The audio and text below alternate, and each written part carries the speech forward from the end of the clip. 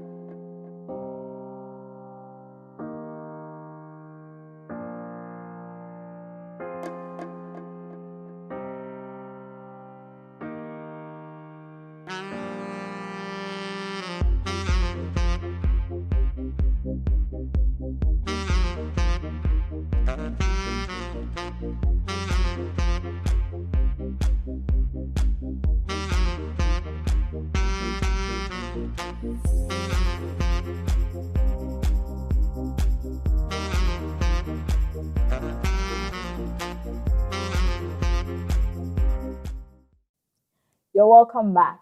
As I said earlier, today we are discussing pneumonia.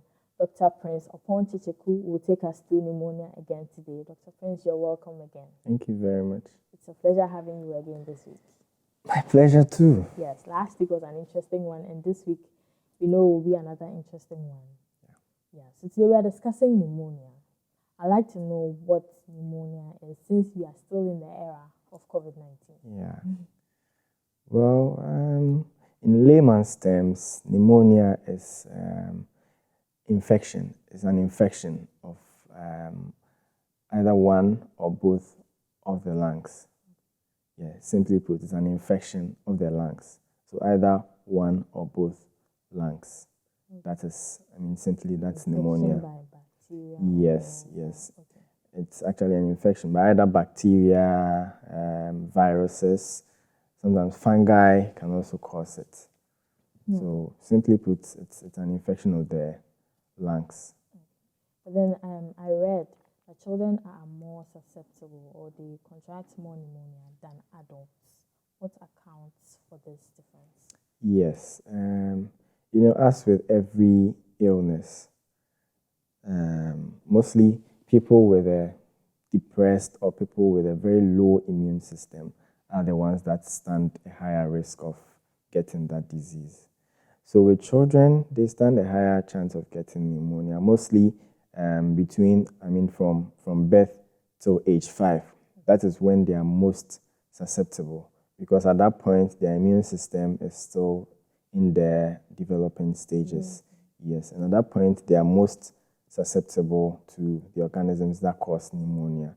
That's how come children are most susceptible. And not children alone, the elderly are also susceptible to contracting pneumonia, and also people with comorbidities, diabetes, hypertension, and then people in the hospitals, those who are admitted in the hospitals are also at risk of getting pneumonia. So it's not just children. But then I think globally it's been found that pneumonia kills a lot of children, mostly those under 5 years of age. Yes, so it's actually a topic for discussion. Yeah. Okay, so we know that bacteria and fungi, right, causes pneumonia. And viruses too. And viruses cause pneumonia. What accounts for these things? The viruses, is it in the air, or it's something we touch into our body? How does it get into our body? Yes. So it's good that we are in the coronavirus era, and I think most people know a lot about how you can contract coronavirus, and it's basically the same way. Okay. Yes, they normally spread via droplets.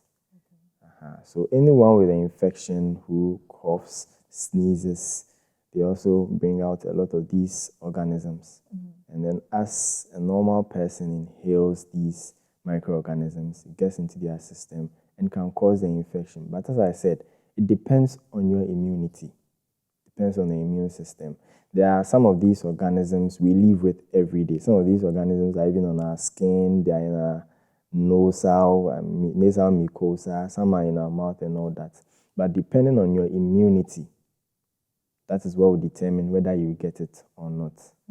Yes, as I said, they live with us. Okay. But if you don't have a strong immune system, they can cause these diseases. But those with a strong immune systems don't, experience such.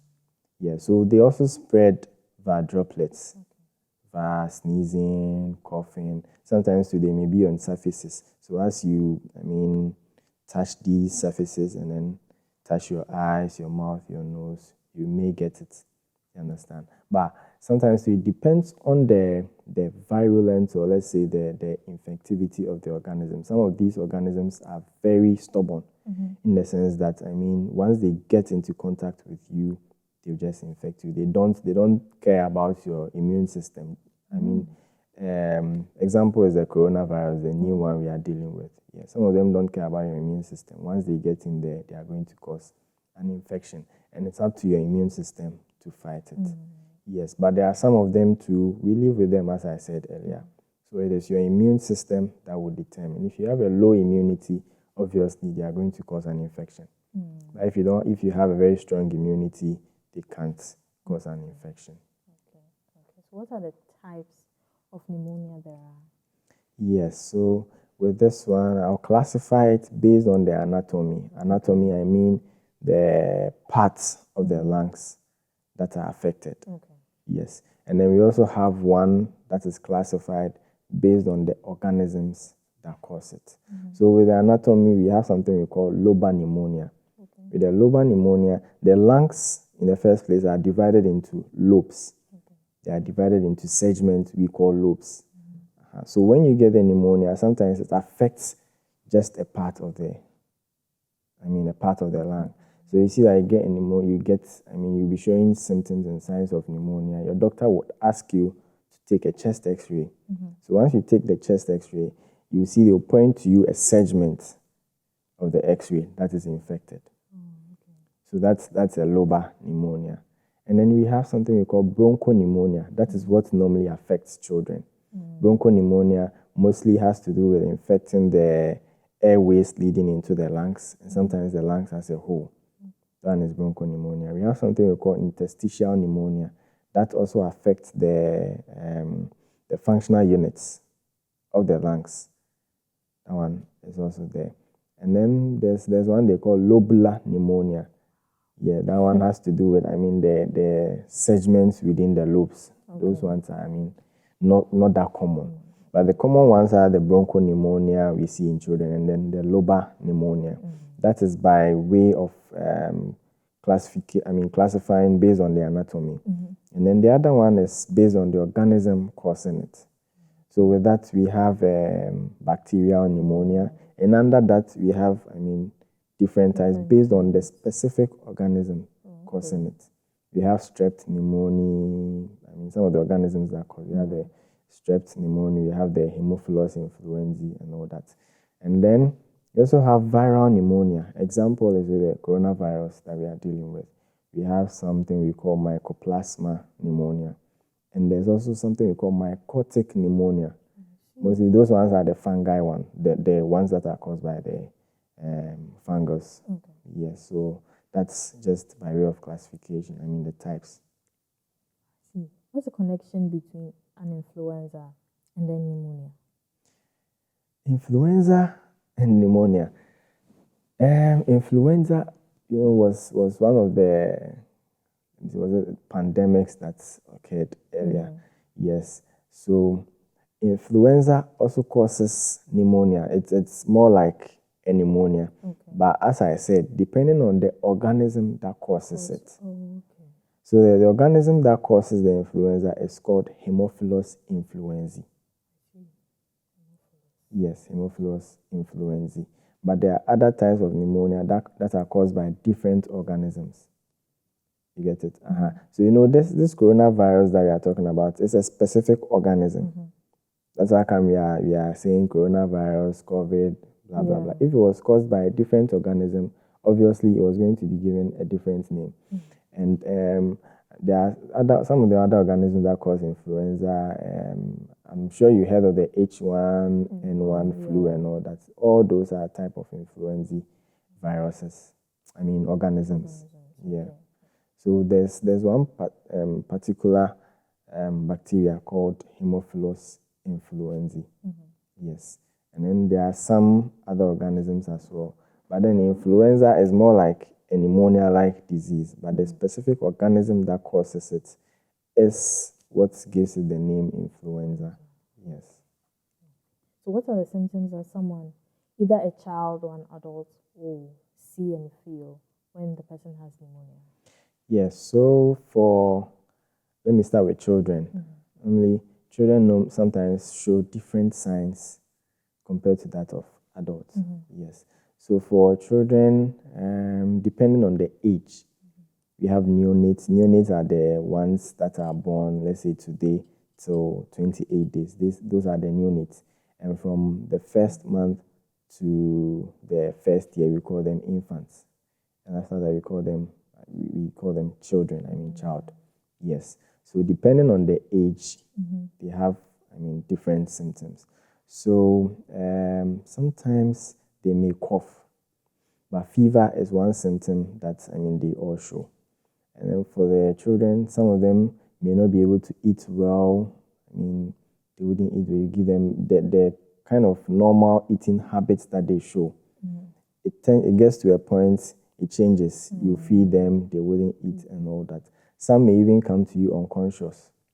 Yes. And then some may be, finding it difficult to breathe and then showing some other symptoms. There's something we call lower chest wall indrawing. You see, with every person, as you inhale, your chest expands. But with them, as they inhale, the lower part of their chest rather draws in. Yes. So when you see that, it means this baby has, it's in respiratory distress, which may be caused by pneumonia or something else. Now, for adults, the commonest symptoms we see are fever, cough. They may come with chest pain, and then if they cough too, it comes with sputum. And then depending on the organism causing the infection, it gives you the color of the sputum. Normally depends on the organism causing the infection. Some of the sputum may be deep yellow, sometimes it's green, sometimes it's blood stained. Yes, so it all depends on the organism. And tuberculosis also causes a form of pneumonia. TB is also a form of pneumonia. Yes, but that one is on a different level. Yeah, so depending on the organism that causes it, also gives you some form of different, symptoms. But there are also people with pneumonia, sometimes they may come with abdominal pain. There are people like that. And that one, of the chest and then yes. So that's why in the early stage I was talking about the lobes of the lungs that are involved. So normally when the lower part of the lungs are involved, they feel pain somewhere on the abdomen. It may show like an abdominal pain, but it may be a pneumonia. Yes. So those are, the basic symptoms: cough, fever, chest pain, difficulty breathing. Yeah. And with children, sometimes they show different signs altogether. You'll be there, they'll bring a child to you unconscious. And surprisingly, the cause will be, pneumonia. Sometimes the only symptoms the mothers report are that their babies are not feeding well. Then they have temperature. That's what they normally say. You go into it and you find out that the baby has pneumonia. That is why they are not feeding well. That is why they are not sleeping well. Sometimes too, the way they breathe is changed. They breathe noisily. They breathe, and you can hear some form of noise in the way they breathe. Yes. So with children, depending on the age, normally the younger ones show different symptoms compared with the adult ones. But they are all pneumonia. Doc, we're going on a break.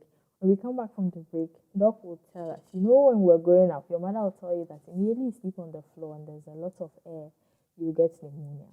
When you bath in rain, you get pneumonia, and a whole lot of things. Doc will explain that when we come back from the break, so do stay tuned.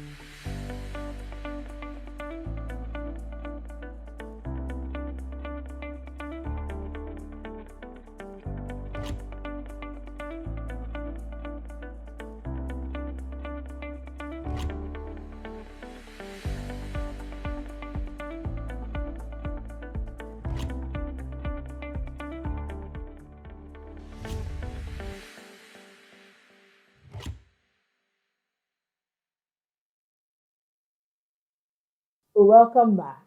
This again is HealthAfrik on AAU TV, and we are still discussing pneumonia.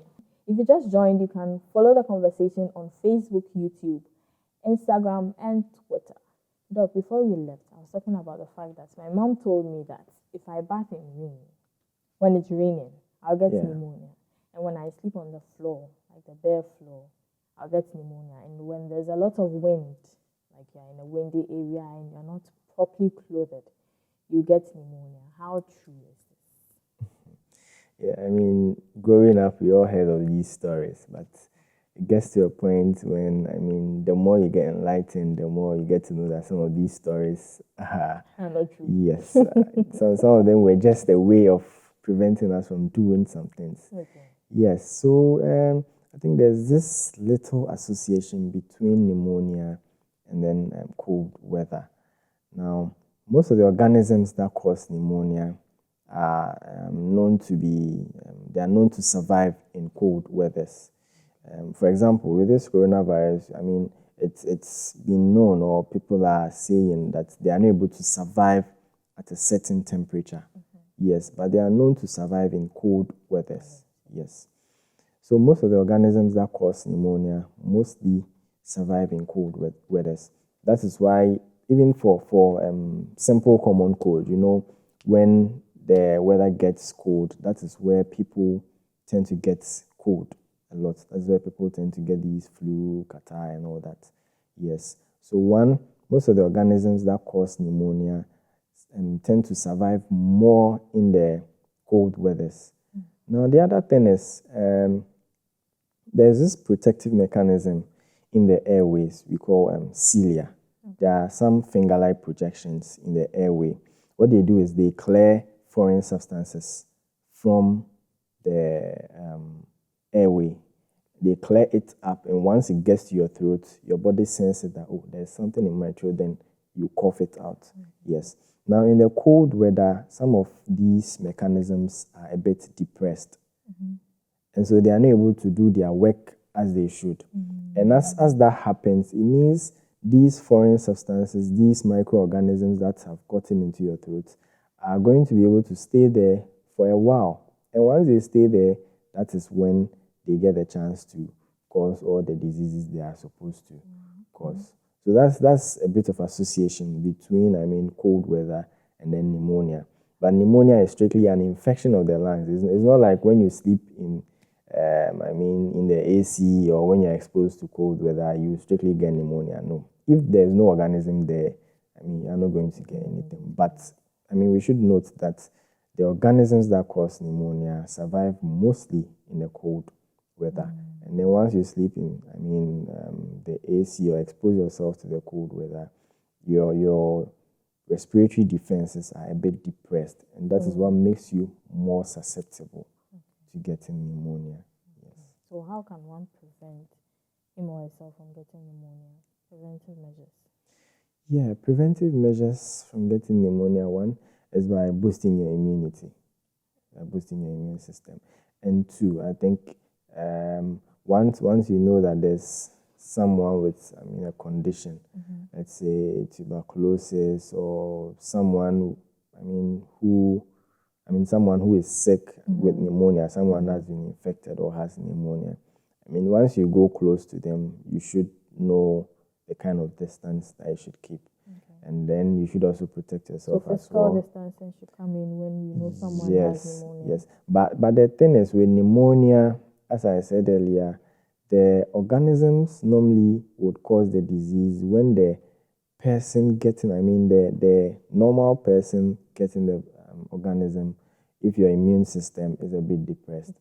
Okay. Yes, it's not So like the if yours is coronavirus. strong, Yes. then you go, okay. Yes. But once, let's say you go into a hospital setting and you have a low immunity, you should be careful. You should take precautionary measures.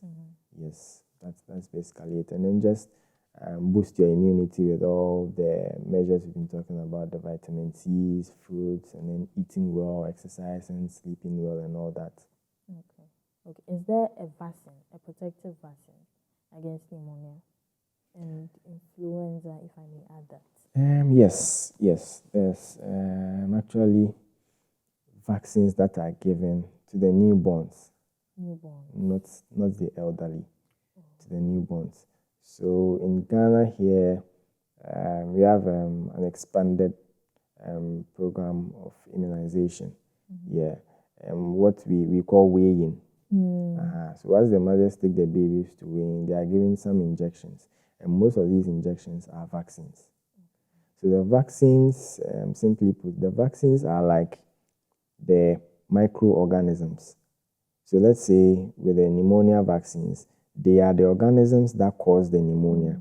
But these vaccines, or the organisms in these vaccines, are attenuated forms. With that, I mean they have very low infectivity rate. They've been produced in such a way that when it gets into your body, it's not going to give you an infection. Some of them are dead forms.